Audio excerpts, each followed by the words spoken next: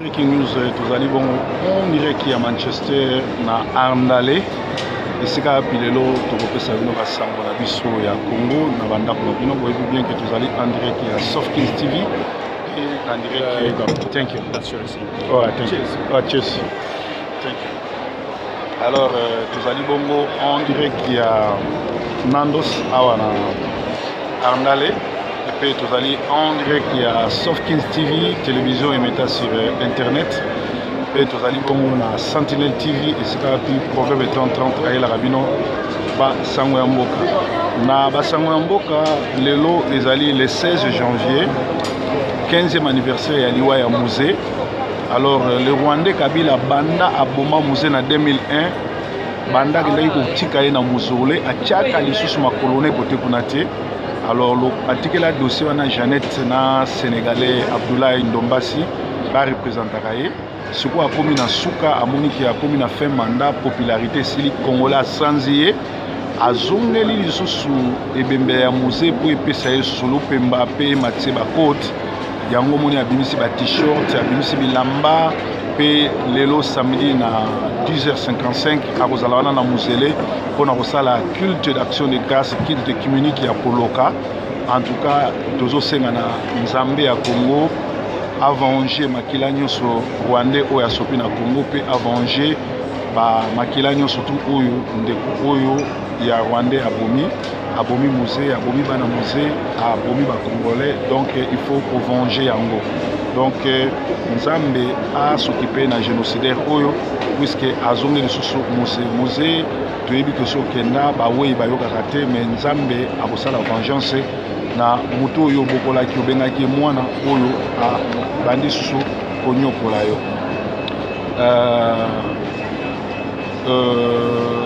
Ye moko alias Kabila kobanga eleki akomi kokende na bandako ya bato lokola bazanga Mobutu bagizenga kokende koluka soutien na bandako na bango po basoutenir ye parce que akomi na suka azobanga pe toyebi te Monseigneur Mosengo na Église catholique faut bayebisa biso bazwi 100 millions pour na nini po te alias Kabila apesi bango 100 millions pour afuta bango kanyaka baboya kobima le 16 février na journée de chrétiens martyrs mais bakinois na front citoyen balobi bango bakobima. Le Congo, l'Église catholique ne représente que 40% de les chrétiens, parce qu'il y a des Congolais, il y a 40%, 20% bana bango nationalistes, bakobima, bakokendo bonde la mboka. Vraiment merci mini. Alors, basango tozanango ya mboka et Alexis que touta kolobango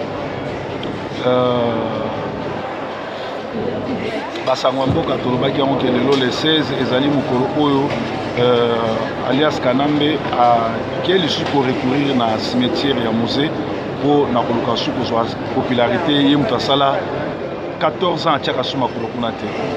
IDPS bakozwa élection ya crédible pe alternance comment na ntango oyo seni eza na maboko ya banguna na ntango oyo bacarte électoraux eza déjà na maboko ya barwandais pe na baburundais pe fichier électoral eza bourré na bafaux données. Alors pourquoi bondoki a boye? Entre temps na ba interview Tshisekedi ne cesse de contredire son fils Félix. Donc ezali mawa mingi pe mawa mingi mbala moko lisusu Kabila akotisi ba mercenaires érythréens basala génocide na Congo, plus de 6000 érythréens pe 3000 rwandais na burundais bakoti déjà baza na Lubero na zone ya Beni bazozela soki soulèvement populaire ebandi ba récupérer ville wana ya Beni côté kuna ezala maboko na bango ba rebelle wana bakozwa l'est tout ya Congo po ete soki tobandi kobenga na Kabila bango basala génocide koleka oyo esalamaki na Rwanda.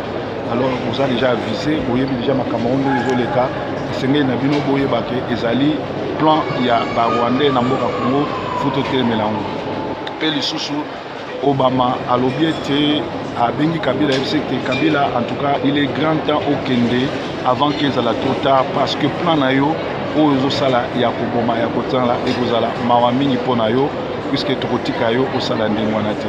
Donc na basango Congo Kabila akotisi sous ba mercenaires érythréens bazali déjà na côté ya Beni na Lubero pe bazolinga ba récupérer mboka nyonso tu ya est tango soulèvement populaire au salama bango basali génocide koleka oyo esalamaki na Rwanda. Donc bato na biso sur place basi bapesi biso information esengeli bozwa likambo na sérieux. Alors lisusu tolobi ete Kabila akomi kokende kokutana koluka basoutien na bandako ya bato lokola bazanga bagizenga eza mawa pote ya suki. Alors moto lokola zanga na gizenga nayebi te pourquoi bakoki kondima lisusu Rwandais Kabila na bandako na bango, pourquoi bakoki koyamba lisusu moto oyo azoboma bakongolais ayela bino ntina ndako, pourquoi bakongolais bapolitisien congolais baza baimoro mpe bazali bongo bacorrompu. Bon touti olanda selon TV5 Afrique lobby elekaki na butu bolandaki Quatre Koraman Kofi azali traduire le chaos éducatif et spirituel au eza na Congo. Donc boso ba nyonso to ezosalama na Congo ba pasteur bakoma bakolabo bakoma bacriminel bakoma baaventurier basataniste ezoko se transmettre na baclip na banzembo ya Kofi yango wana bozomona bapesaki médaille d'or parce que Jeune Afrique TV5 elobeli yango ke boso ba nyonso to ya Congo manque éducation pe manque spirituel oyebi mboka Congo eza mboka moko spirituel soki lelo ba Rwandais baye kozwa biso otage c'est parce que église epesi nzambe mu Congo tango nyonso to oyo bana nzambe bapesaka nzambe mu Congo atindaka bamandia na bafilistin bagoliate bazwa mboka. Alors Congo pe eza na punition ya nzambe ndenge ba Rwandais bazoboma bazosasa parce que tala lelo église nyonso ya minene ekomi nango pour ba Rwandais likolo ya mbongo. Tala lelo même église catholique oyo etelemelaki ba Rwandais ezwi 100 millions pour eboya kobima na marche ya bachrétien. Alors tokoloba susu wapi puisque bino moko ozomona ke congolais likolo ya mbongo azali capable ya koteka mboka na ye aza imoro azali incivique mpe azali bongo bato ya soloka. Alors toutaki koloba na breaking news ya lelo tolobi ete lelo le 16 janvier 15e anniversaire ya liwa ya Mosé Kabila. Les Rwandais banda kunda Mosé, ça fait 14 ans tia suma kolokunate a comment se faire représenter par Janet, la Rwandaise, tante Naeto, le Sénégalais Abdoulaye Ndombasi, on a représenté, mais les lois likabaruka moi pour na succès, pour na sungenge, azongi ye moko en personne ko kende ko sala messe écuménique na 15e anniversaire ya Rwandais ya Mosé Kabila o ye moko aboma.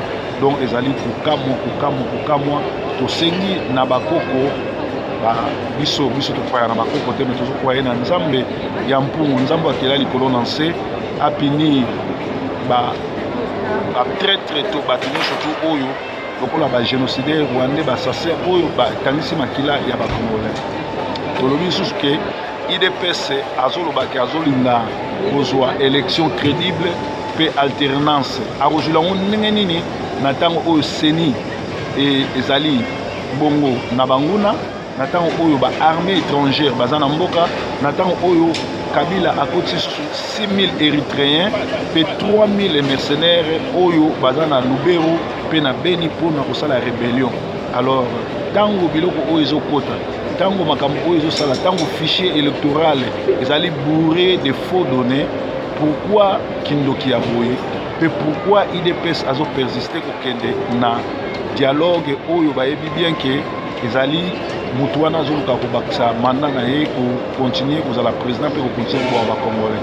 Alors biloko wana esengeli totelemela yango parce que na Congo toza so na posa baélection te toza kaka na posa ya soulèvement populaire parce que alias Kabila ayokaka na minduki azali prêté ya kotika pouvoir po ayebi ke après pouvoir ezali bongo ou tokojuge na Congo ou ebembe na ye ekotambola na Kinshasa mobimba. Alors bino moko bozolanda basango nyonso tu oyo ezoleka na Congo. Merci na Vidal Motomosi, merci Vidal l'homme à la vogue, Vidal na Londres l'homme à la vogue likambute au devancer biso calamité au sepela. Merci na vogue, merci na nyonso oyo ezosalama, merci na ba information pe merci na docteur na Canada pe merci na ba oyo nyonso ozolanda biso bozali bon en direct ya Softkins pe en direct ya Breaking News Sentinel TV na kati ya Manchester. Alors Nzambe na vie na ye aseparaka bato tout simplement pour nous protéger. Dieu te fera séparer des gens dans ta vie tout simplement pour te protéger. Nzambe abokabola yo na bato pour na bolamu na yo. Lot aussi longtemps azana Abraham bakokende liboso te babando rompre babando tourner sika moko. Tara terre tata Abraham o il a tiré tard. Aussi longtemps azana Abraham bako avancer te. Nkolo akosala nini? Abomaki terre pour Abraham avancer. Na ina ibsa mutu moko na 2016 Nzambe azoboma benemi na yo. Nzambe azoboma bato bafrenaka yo pour avancer kolela te. Pe soko moni oza pasteur bato ebele bosololaka na bango me balingaka jamais koya na église oyo ozokamba. Baza na bango capable ya kokende na l'église nyonso ya basataniste ya baventure me bakoki koya na église oyo ozokamba te. Ezali tout simplement Nzambe azo épargner yo parce que yo na bango ozali bomoko te. Yo na bango ozali bato ya esprit moko te. Bato ebele bozomona baza na biso te bayanga na l'église tozokamba te bamiyebi bango moko banda bokoko baza bata misala mabe banda bokoko bazali bakadi ya pemba alors batande mwana so basentir que yo za na bonzambe ya solo bakoya te et puis Nzambe pe akopermettre te ke bato wana baya pembeni na yo po bakoya kodétruire yo bakoya kosala mabe. Alors sepelaka na tango nyonso to Nzambe azokabolo na bato na tango nyonso to bato bazoboya yo na tango nyonso bato bazopesa yo quarantaine elakisi oza na Nzambe kumisaka Nzambe kolela lelaka te kangama na Nzambe sepela koza malamu. Alors awa totikali kaka na front citoyen oyo alobi ete peuple na constitution nde armée na ye. Alors na côté ya est kuna Mikiri Beni côté kuna bazoboma bakongolais mabe gouvernement azobelo monter puisqu'ils a plein gouvernement ya ko dépeupler ba congolais baza kuna kokotisa ba rwandais na batuchi pe na ngonga oyo nazo sonner sonnette d'alarme ba érythréens baza kuna plus de 6000 hommes érythréens na 3000 mercenaires, c'est-à-dire 9000 soldats baza kuna sans compter ba sud-africains oyo baye po na koluka kosala génocide na Congo. Ngonga ngoyo bana mboka totelema ngonga ngoyo c'est lelo kotika nango pona biso na Congo ezali soulèvement populaire ezali eloko oyo ko libérer mboka.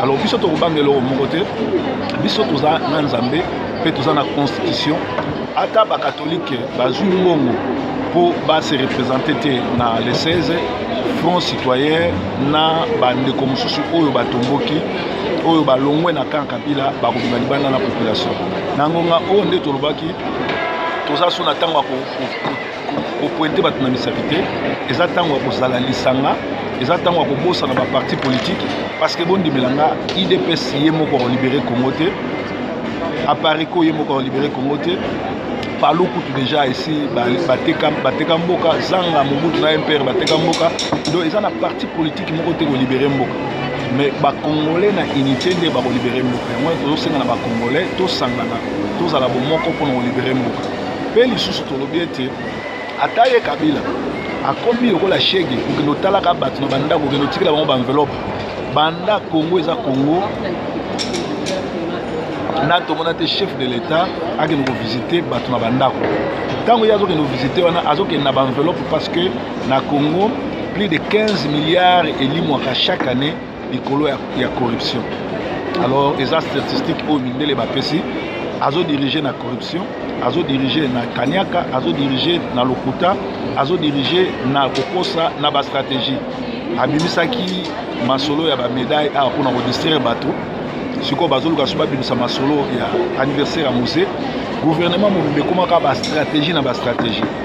Alors biso bana mboka tolala pe pongi te tokota na ba jeune na bango te tosala l'union fait la force nde na ngonga wana tokokoka kolibere mboka nde na ngonga wana tokokoka kozala malamu ata lelo ake kosangana na bato mosusu oyo bateka mboka ata lelo alati susu liputa ya Mose Laurent Désiré Kabila oyo ya boma po epesa succès mais Bible zo baki makila ya basantu makila ya bato oyo basakrifia ya bamartyr eza koganga vengeance Nzambe na likolo aza koyoka akolela ba Congolais Kabila ese sili pona ye le fait que atindika nyama akende okutana na ba pasteur corrompu le fait que atindika nyama akende na l'école institut supérieur pe le fait que ye moko azotambola na ba enveloppe pe azolelela église catholique apesi bango 100 millions babima libanda te elakisi ke ayebi puissance ya peuple ayebi force ya peuple lokola peuple moto apesaka pouvoir lokola peuple moto enyokwami lokola na Congo bazoboma bakongolais mbonga yango le peuple mpe atelema aloba non c'est non totelema tobenga Kabila parce que abomi mingi adétruit mingi alors ezalaki breaking news on dirait qu'il y a Soft Kings TV pe on dirait qu'il y a Satellite TV weekend malamu nzambe nanga apambola bino tokolanda basango ya Congo pe tokolandaka mate ya kafukafu bao bazangi place ya kosambela baya okutana biso na World Harvest Christian Center na Manchester Clayton. Breaking news en direct ya Manchester Andale. Bye bye for now.